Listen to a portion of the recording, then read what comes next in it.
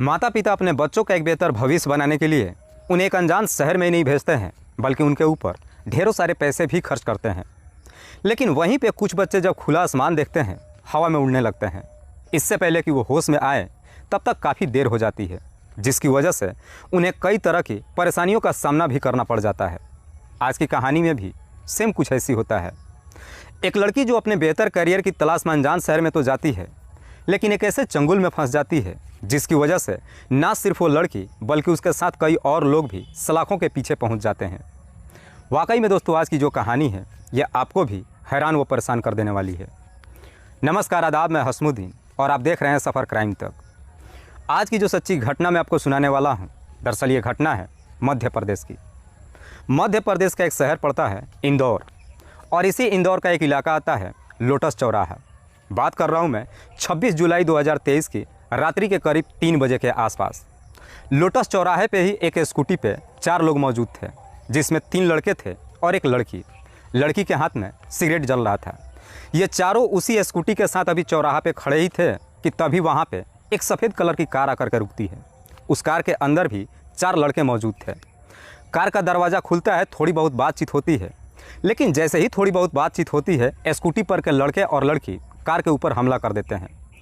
इससे पहले कि कार के ऊपर ये लोग प्रहार करते, कार चालक गाड़ी को लेकर के काफ़ी तेज़ी से वहाँ से रवाना हो जाता है। लेकिन गाड़ी लेकर के जैसे वहाँ से भागना शुरू करता है, ये तीनों लड़का और लड़की उसी स्कूटी से कार का पीछा करना शुरू कर देते हैं। गाड़ी अभी वहाँ से चल करके थोड़ी ही दूर मैरियट होटल के पास ही पहुँची थी कि ये चारों स्कूटी से आगे चले जाते हैं और जाकर आगे से कार का रास्ता रोक लेते हैं। कार जैसे ही रुक जाती है, ये चारों उतर के आते हैं और कार चालक के ऊपर एक चाकू से हमला कर देते हैं। जब उस कार चालक के ऊपर चाकू से हमला करना शुरू करते हैं तो उसी गाड़ी के अंदर से एक लड़का बचाव करना शुरू कर देता है। लेकिन जैसे ही बचाने की कोशिश करता है, एक चाकू उसके सीने में जाकर लग जाती है, जिसकी वजह से वो काफ़ी गंभीर अवस्था में वहीं पे गिर जाता है। ये तीनों लड़का और लड़की जब उस लड़के को गंभीर अवस्था में देखते हैं, वहाँ से अपनी स्कूटी के माध्यम से मौके से फरार हो जाते हैं। उसके बाद से कार के अंदर के तीनों लड़के उस लड़के को उठा करके नज़दीकी हॉस्पिटल में ले जाते हैं। डॉक्टर अभी उस लड़का का ट्रीटमेंट कर ही रहा था कि इलाज के दौरान ही उस लड़के की मौत हो जाती है। इसीलिए डॉक्टर इस बात की जानकारी नज़दीकी थाने में देते हैं। पुलिस को जैसे ही सूचना मिलती है, पुलिस अपने टीम के साथ हॉस्पिटल में पहुंचती है और फिर इस पूरे वारदात के बारे में उन तीनों लड़कों से पूछताछ करती है। तो उनमें से एक लड़का कहता है कि साहब, गाड़ी मैं ही चला रहा था, मेरा नाम रचित है। रचित, जिसकी उम्र है लगभग 26 से 27 साल के आसपास।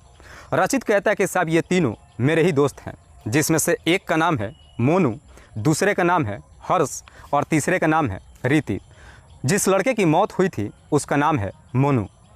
पुलिस जब रचित से इस पूरी हत्या के बारे में पूछताछ करती है कि यह सब कब हुआ, कैसे हुआ और किसने किया, इस पर रचित कहता है कि साहब, हम लोग के ऊपर हमला तान्या कुशवाहा ने किया है। तान्या, जिसकी उम्र है लगभग 26 साल के आसपास। रचित कहता है कि साहब, तान्या मेरे ही कॉलेज में पढ़ती है, लेकिन तान्या ने जब हमारे ऊपर हमला किया था तो उसके साथ में उसके 3 और दोस्त भी थे, और उन तीनों को भी मैं अच्छे तरीके से जानता हूँ, जिसमें से एक का नाम है अशोक ठाकुर, दूसरे का नाम है छोटू और तीसरे का नाम है मोहित। रचित जैसी इस तरह की बातें पुलिस वालों से कहता है तो पुलिस रचित के तहरीर पे नामजद मुकदमा दर्ज करती है और फिर इन चारों आरोपियों को तलाश करना शुरू करती है। पुलिस जब तीनों लड़कों के घर पे पहुंचती है तो मालूम चलता है कि तीनों अपना घर छोड़ करके ही नहीं फरार हो चुके हैं, बल्कि अपना अपना मोबाइल भी बंद कर रखे हैं। पुलिस अब तान्या की तलाश करना शुरू करती है। तान्या, जो मध्य प्रदेश के जिला धार के बरोड़ गाँव की रहने वाली है। पुलिस जब तान्या के भी नंबर पर फ़ोन करती है तो उसका भी नंबर स्विच ऑफ बताने लगता है। इसीलिए पुलिस अब तान्या की तलाश में उसके गांव बरोड़ के लिए रवाना हो जाती है। लेकिन इससे पहले कि पुलिस तान्या के घर पे पहुंचती, आधे रास्ते में ही पुलिस को सूचना मिलता है कि तान्या ने कोर्ट में सरेंडर कर दिया है। पुलिस को जैसे ही सूचना मिल जाता है, पुलिस आधे रास्ते से वापस हो जाती है, सीधे कोर्ट में जाती है और तान्या को अपने रिमांड पर ले लेती है। पुलिस जब तान्या को लेकर के रिमांड पर थाने में पहुँचती है, तान्या से इस पूरे वारदात के बारे में पूछताछ करती है। पुलिस तान्या से पूछताछ करती है कि आखिरकार तुम लोगों ने मोनू की हत्या क्यों किया। इस पर तान्या कहती है कि साहब, हम लोग मोनू की हत्या करना नहीं चाहते थे। लेकिन तान्या जब इस हत्या की पूरी कहानी बताती है तो वाकई में इसे सुनने के बाद किसी को भी अपने कानों पर यकीन ही नहीं होता है। तान्या, जो कि धार जिले के बरोड़ गाँव की रहने वाली है। तान्या के माता पिता अच्छा खासा पैसे वाले भी हैं। तान्या जब अपने इलाके से पढ़ाई कर लेती है तो एक नए करियर की तलाश में इंदौर शहर में आती है, जब इंदौर शहर में आती है तो एक कॉलेज में दाखिला भी करा लेती है और उसके बाद से पलासिया इलाके के गायत्री अपार्टमेंट में एक किराए का फ्लैट ले लेती है। उसी में रहकर अपनी पढ़ाई करना शुरू कर देती है। तान्या जो देखने में जितनी ही खूबसूरत उतना ही काफ़ी स्मार्ट भी। तान्या जब कॉलेज में पढ़ने के लिए जाती है तो लड़कियों से दोस्ती नहीं करती है बल्कि लड़कों से दोस्ती करती है, क्योंकि तान्या को ये मालूम होता है कि अगर लड़कियों से मैं दोस्ती करूँगी तो इतने आसानी से अपने लक्ष्य को नहीं पा सकती हूँ। तान्या जब कॉलेज में पढ़ने के लिए जाती है तो इसी दौरान तान्या के कॉलेज में ही मुलाकात रचित से होती है। तान्या और रचित की जब पहली बार मुलाकात होती है, पहले दोनों के बीच में दोस्ती होती है और फिर बातचीत करते करते दोनों के बीच में प्रेम प्रसंग शुरू हो जाता है।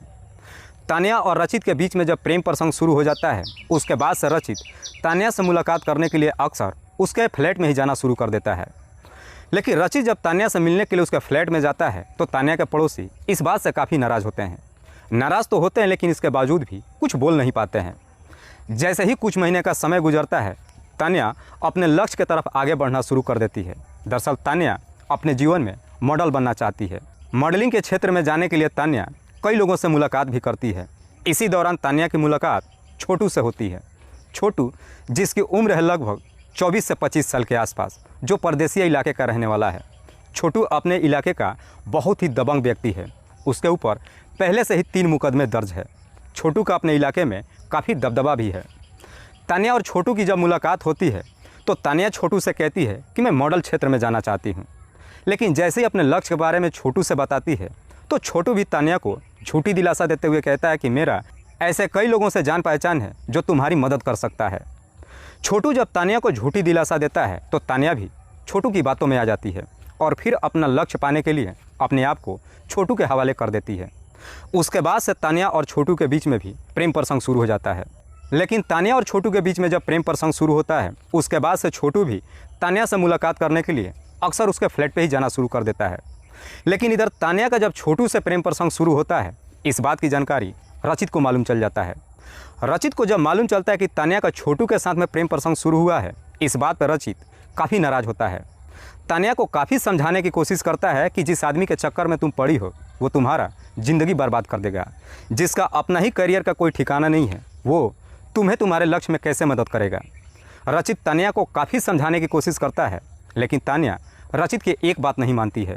लेकिन तान्या का रचित और छोटू दोनों के साथ में जब प्रेम प्रसंग शुरू होता है, दोनों बारी बारी से तान्या से मुलाकात करने के लिए उसके फ्लैट पे जाना शुरू कर देते हैं। जब दो लड़के तान्या के फ्लैट पे आना जाना शुरू करते हैं, इस बात से तान्या के पड़ोसी अब नाराज़ हो जाते हैं और इस बात की शिकायत तान्या के फ्लैट मालिक से कर देते हैं। कहते हैं कि जितना जल्द हो सके तान्या का फ्लैट यहाँ से खाली कराओ। जब सारी सच्चाई फ्लैट मालिक से बताते हैं तो आखिरकार फ्लैट मालिक भी तान्या से कह करके ये चला जाता है कि जितना जल्द हो सके तुम मेरा फ्लैट खाली कर दो। इस पर तान्या फ्लैट खाली करने के लिए राजी तो हो जाती है लेकिन अपने फ्लैट मालिक से 1 सप्ताह का समय मांगती है। 1 सप्ताह का समय तो उसे मिल जाता है। उसके बाद से तान्या रचित के नंबर पर फ़ोन करती है और कहती है कि मेरे लिए कहीं दूसरी जगह कोई दूसरा फ्लैट देख करके बताओ। लेकिन रचित तान्या से दूरी बनाना शुरू कर देता है। इधर रचित को जब लगता है कि वो छोटू को छोड़ने के लिए तैयार नहीं है तो रचित खुद ही फैसला ले लेता है और तान्या से दूरी बनाने लगता है। तान्या जब रचित से नए फ्लैट के बारे में बातचीत करती है तो रचित उसे साफ साफ कह देता है कि मैं तुम्हारे लिए कोई फ्लैट ढूंढ करके नहीं देने वाला हूँ। इसलिए अब तान्या छोटू से कहती है। लेकिन तान्या जब छोटू से कहती है तो छोटू उसके लिए अपने ही इलाके में एक किराए का फ्लैट दिलवा देता है। उसके बाद से तान्या परदेसिया इलाके में जाती है और वहीं पर जाकर किराए का फ्लैट में रहने लगती है। लेकिन रचित के नंबर पर जब फ़ोन करती है तो अब रचित उसका फ़ोन नहीं उठाता है। इस वजह से तान्या भी काफ़ी गुस्से में आ जाती है। तान्या भी अब रचित को छोड़ने के लिए तैयार हो जाती है। लेकिन तान्या को अब ये मालूम चल जाता है कि छोटू उसे बरगलाने की कोशिश कर रहा है। कहीं ना कहीं तान्या के अंदर रचित के लिए थोड़ा सा प्यार जग जाता है। अब तान्या उसके बाद से रचित के नंबर पर कई बार फ़ोन करती है लेकिन रचित तान्या से काफ़ी दूरी बना लेता है। इसीलिए गुस्से में आकर के तान्या छोटू से कहती है कि एक बार जा कर के रचित से मुलाकात करो और उससे बोलो कि वो मेरे से एक बार बातचीत करे। इधर छोटू भी तान्या की बात मान लेता है, जाकर के रचित से मुलाकात करता है और उससे तान्या से मिलने के लिए कहता भी है। लेकिन रचित छोटू से साफ साफ कह देता है कि मेरा अब तान्या से कोई रिश्ता नहीं है। छोटू जैसी इस तरह की बातें आकर के तान्या से कहता है, ये सुन कर के तान्या को अपने आप में काफ़ी बेइज्जती महसूस होती है। तान्या उसी दिन गुस्से में आकर के रचित को सबक सिखाने का ठान लेती है और छोटू से कहती है कि कैसे भी करके मुझे रचित को सबक सिखाना है। तान्या जैसी इस तरह की बातें छोटू से कहती है तो छोटू भी तान्या के ये काम करने के लिए तैयार हो जाता है।